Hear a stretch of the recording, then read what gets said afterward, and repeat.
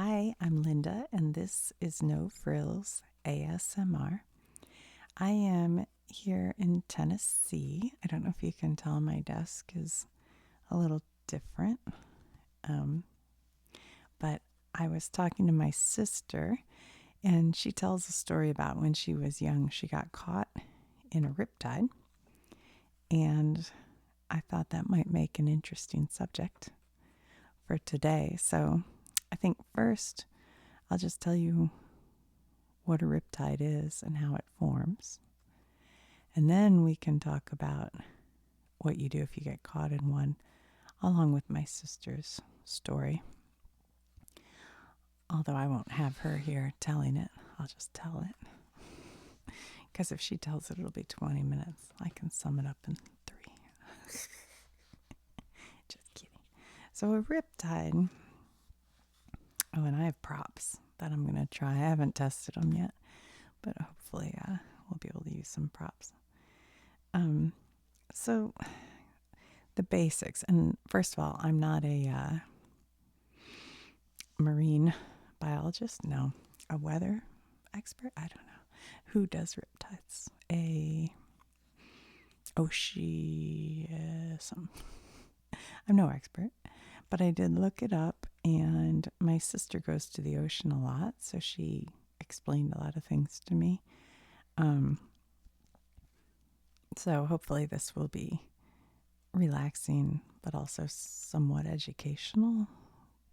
But if you're currently caught in a riptide, I would turn this off and yell for help. That's a joke. I know you wouldn't listen. All right, so a riptide, basically, we'll draw like an info here. So here is the beach.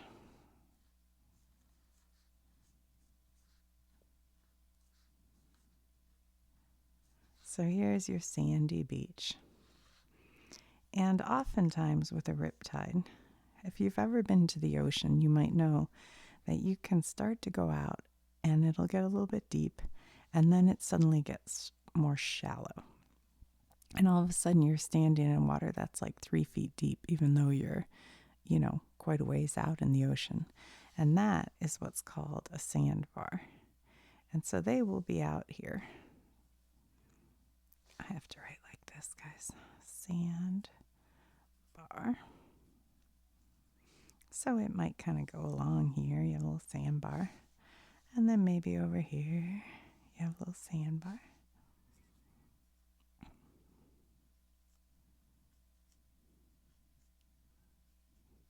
And then usually the water might be a little more, not as big of waves here. And then you have your waves all in here. And you can swim around.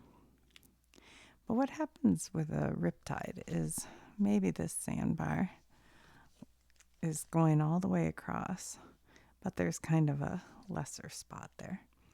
And so the waves come in. It's like this area is almost like a bathtub because the water is a little shallower here and shallower here, but a little bit deeper in here. So the waves are coming in and they kind of get caught within that bathtub. And so the pressure to go back out starts to build up a little bit. And it'll go to the weakest spot of the sandbar and kind of break through. And so now you have all the water that's returning out to the ocean, out to the sea, wanting to go through that one spot as if you popped a drain in a bathtub. So these waves that were coming in, all sort of even, will start to come in, but then when they want to head out, they are coming in this direction, and they start to turn and start to head all into this direction. And same goes over here. So they start to head this way. And the water from the beach is being sucked that direction. So you have all the water heading out towards the sea. And once it gets to here, past the sandbars, it'll kind of slow down its motion and just start to disperse out here. But usually the extreme pressure of it will start to slow down once it's out at sea here, out past the sandbar. So generally, when it's going outwards, it will generally go like 200 to up to like 2,500 feet out in that direction. And the width of it is usually about 30 feet or less. So it can be kind of a small area that it's all going towards and through. Now the danger of this is, hold on, I'm looking for my, here. I put a lot of arrows on there, didn't I? That's a lot of arrows.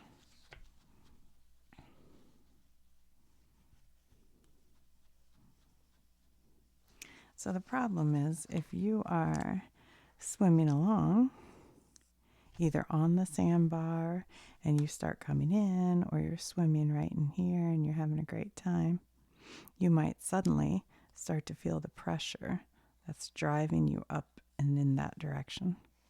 And this guy right here, he might not feel that at all and will be able to just get right out, no problem. But somebody who's like 6 feet away will be swimming and can't get towards the shore. And that's where it can be very dangerous. You know, riptides are scary, and they have warning signs all over the place about riptides. So do take them seriously. So let's go into a little bit about what you can do to try to keep yourself safe. Get a note card here. So the first thing I would do, especially like a lot of the East Coast beaches, well, I guess beaches anywhere, can have, you know, pretty rough surf. So swim. I'm sloppy. Goodness gracious. Swim near a lifeguard, especially if you aren't a strong swimmer. Swim near a lifeguard for a few reasons. One, they can save you if you need saving, but also a lot of lifeguards are trained to recognize a riptide, and they can point them out to you, or know they'll see pretty quickly if you're getting sucked out. They will have better knowledge of that. Also look to see if there are any flags up. Look for flags.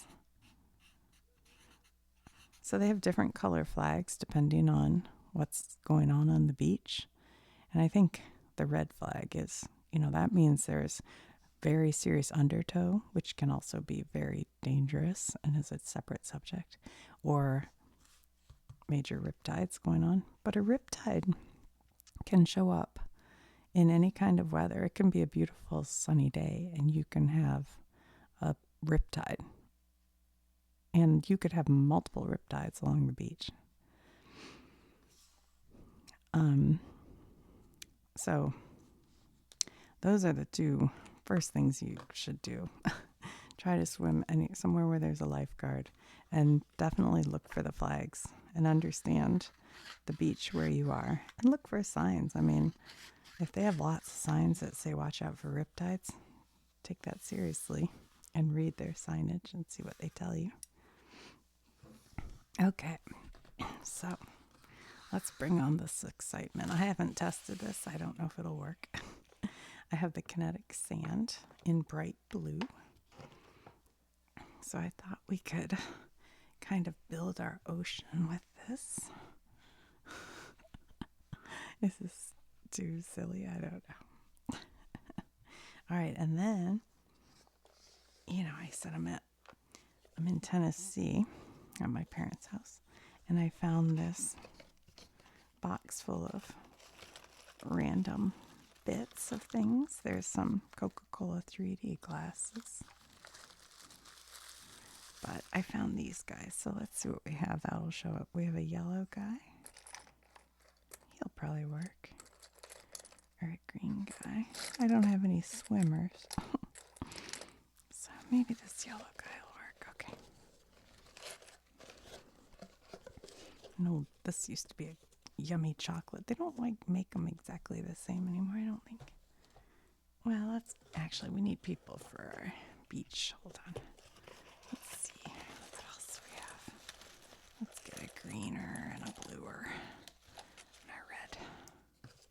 Okay. So these guys are hanging out on the beach. Actually, let's use the red. I think he's going to show up. And these two go swimming, and he's swimming here. And he's swimming here. And kind of like I just told you, like it could be that the Riptide starts. I need something to, here we go.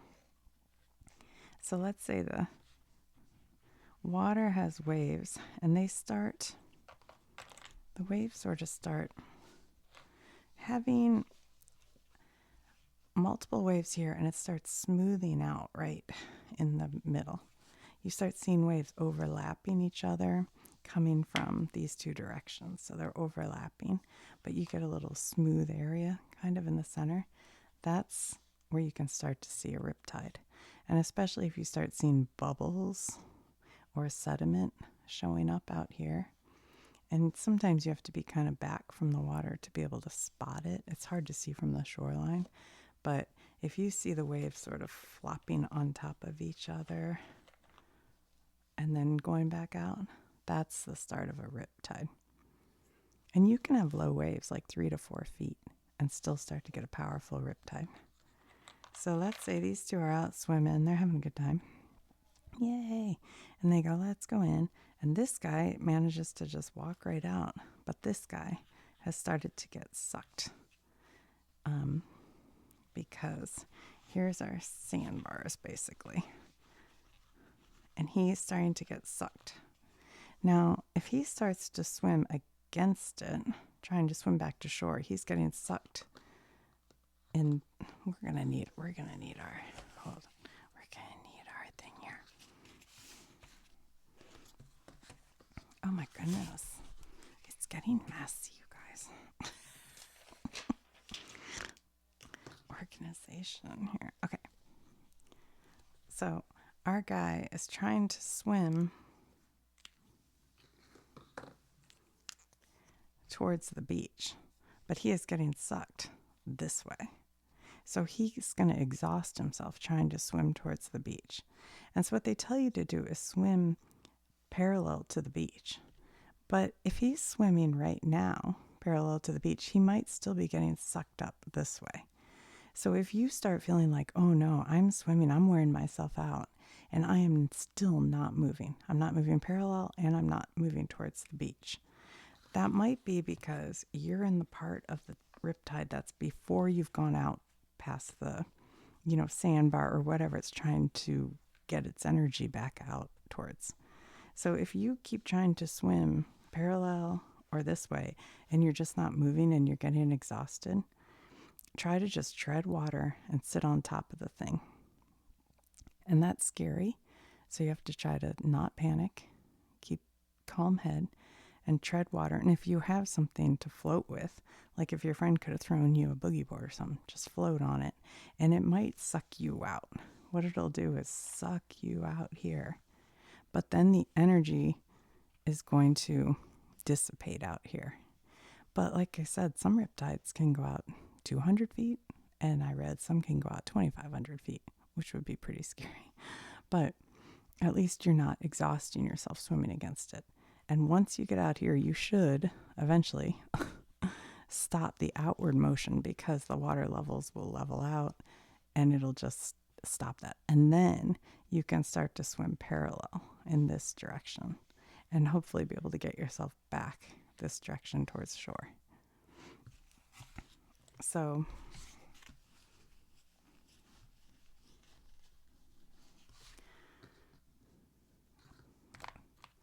yeah, so you're gonna swim. You're gonna first try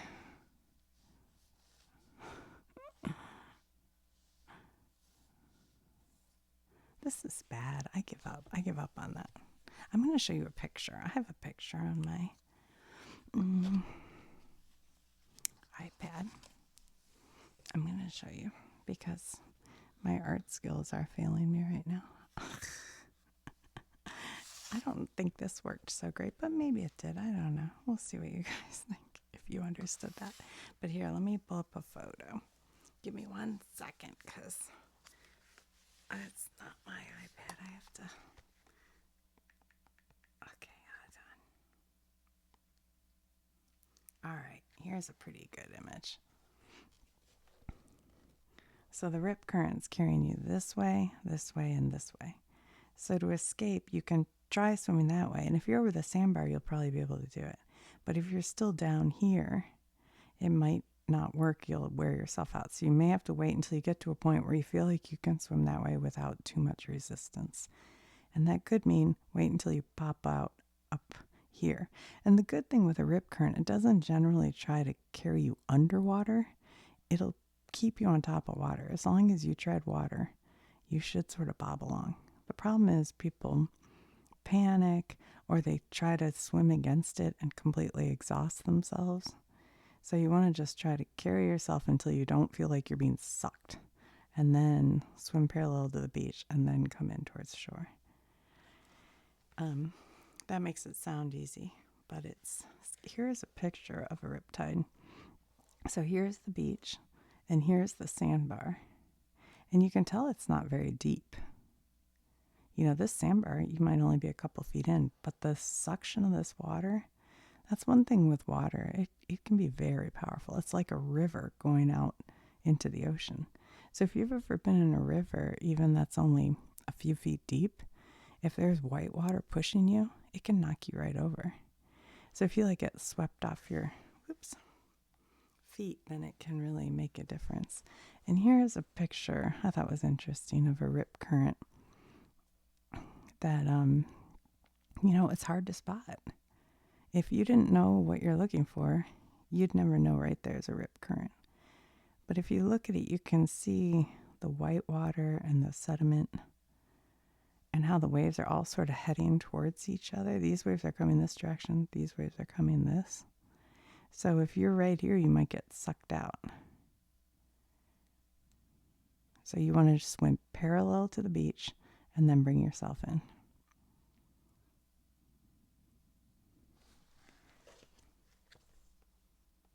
I feel like this image is really, so you want to swim parallel to the beach. And that's where people get messed up, because you feel like you want to swim towards the beach, but you're just going to be swimming against. It's like swimming upstream in a river. You've just got to wait for it to get you to where you can swim parallel away from it and then swim in towards the beach. And if you're caught in the part right in here and you can't get yourself this way, then maybe you just bob on the top and then do it. It's very scary. And for me, the scary part about being out deep is I'm scared of sharks. So that's scary too. Let me think if there was anything else about riptides.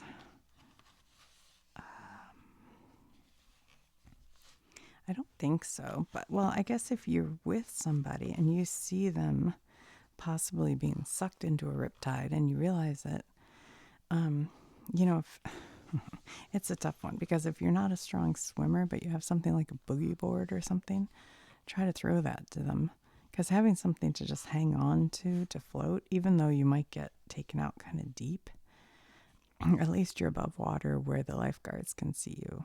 And that the scary part is it will take you out there beyond the sandbar, but once you're out there, it should stop pulling you, and then you'll be able to swim in either direction parallel to the beach and get yourself completely away from where that is, and then you'll be able to pull yourself. But just if they have flags up, like the red flags, whatever the danger flags are, don't swim. I know people do, but it's very dangerous. And riptides, they're actually super dangerous. They kill a lot of people in the United States. So, yeah, you do have to be really careful. Like, my fear is of sharks, but that's stupid because riptides are way more dangerous. And if you have children, you just got to tell them, the truth about riptides, because if you don't know what's happening to you, it's terrifying. Oh, okay. So that leads to my sister's story. So my sister was 20 ish, and she was there with a group of friends in the ocean. I think she was at Nag's Head, and they had flags up, and they shouldn't have been swimming, but they were young and whatever. So they all went out to the sandbar, and they were playing in the waves. And at the sandbar, it's not as deep.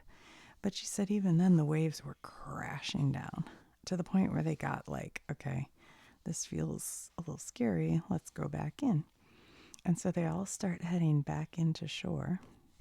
And the other people she was with were all able to just get to shore and get out, no problem. But her and her friend were getting carried out. And she looked over at her and she was like, what's happening? We can't get back in. And she's like, I know, I'm the same way.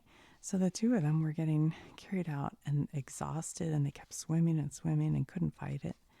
And my sister says that she started to go underwater and just thought, I'm not gonna make it. I don't know what I'm gonna do. And luckily, one of the guys they were with, or a couple of the guys, were from the area and knew what was happening, and were good swimmers, and went out there. And the one guy grabbed my sister, and basically kind of like pulled her to where they could get towards shore. And she kept saying to him, I didn't know what was happening. I couldn't swim. And he's like, I know. And she got to shore and she was like shaking and everything because her adrenaline was so. But anyway, both girls were saved. But they didn't know. They hadn't bothered, to read the signs, which I'm sure were probably there, or just didn't think much of it. And they were from Michigan and not experts on ocean life. But so if you go to the ocean, or really anywhere that has waves, it could be a lake, or I don't know, anywhere with waves, a current could happen. So be careful, but have fun. The ocean's fun. My mom said she was in the Caribbean one time, I think at Megan's Bay, and there were riptides, which sometimes you feel like the Caribbean's so calm, it wouldn't happen there, but it can, and it does. So that's my take on riptides. I hope I said everything. We'll have to do one on just undertow. Boy, undertow's scary. I remember as a kid jumping waves. It was so fun, but every now and then you'd get knocked off your feet, and the undertow would just suck you out, and you'd get so twisted around you wouldn't know what was up and what was down. And yet you'd go, let's do it again. It's fun. So if you guys have any stories of riptides, I'd love to hear them. I mean, hopefully nothing too bad. Good grief. I don't love to hear terrible stories. Just fun stories. Yeah, I was reading, they said in Florida, riptides kill more people than hurricanes.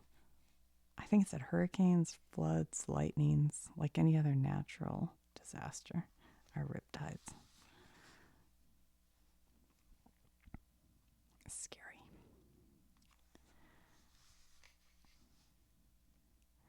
All right, guys. Well, guess that's it. I'll talk to you later. Bye. This stuff's crazy. It's so cool.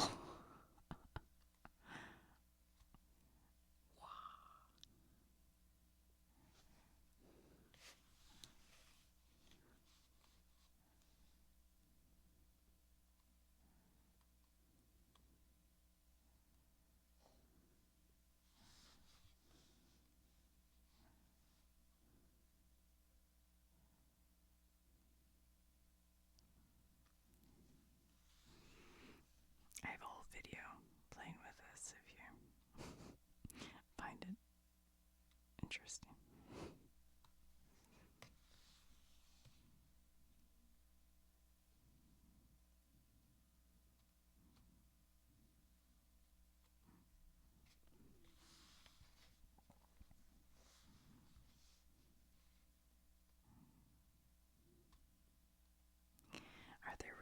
all over the world. Yeah, I guess there